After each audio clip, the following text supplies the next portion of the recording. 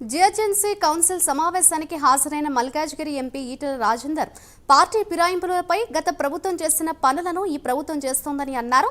2/3 majority లేకుండా mayor, deputy mayor చేర్చుకోవడం సరికాదన్నారు. అందువల్లే కౌన్సిల్లో ఈ గందరగోళం నెలకొందని ఈటెల స్పష్టం చేశారు.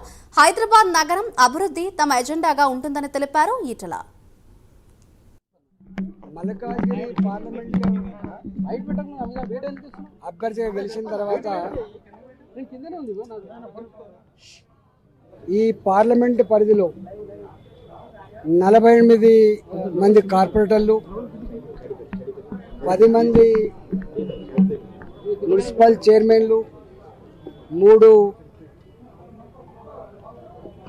కార్పొరేషన్ల పరిధిలో వర్షాకాలం కాబట్టి వర్షాకాలంలో వచ్చే సమస్యల మీద ఈ కౌన్సిల్లో చర్చ జరుగుతుందని, ప్రజలకు ఆ సమస్యల మీద పరిష్కారం దొరుకుతుందని చెప్పి నేను ఇక్కడ రావడం జరిగింది.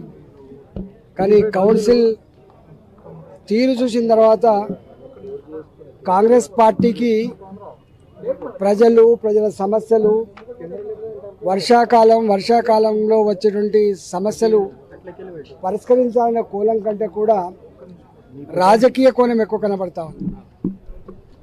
నేను ఈ ప్రభుత్వాన్ని డిమాండ్ చేస్తూ ఉన్నా. గత 6 నెలలుగా 7 నెలలుగా మేము తీక్షణంగా చూస్తూ ఉన్నాం.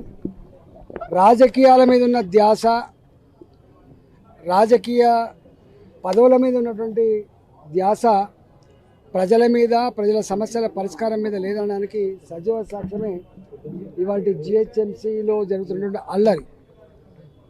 అనెతికల్గా బరిదెగించి యాంటీ డిఫెక్షన్ లా ఉన్నప్పటికీ కూడా చట్టాన్ని చట్టబండలు చేస్తూ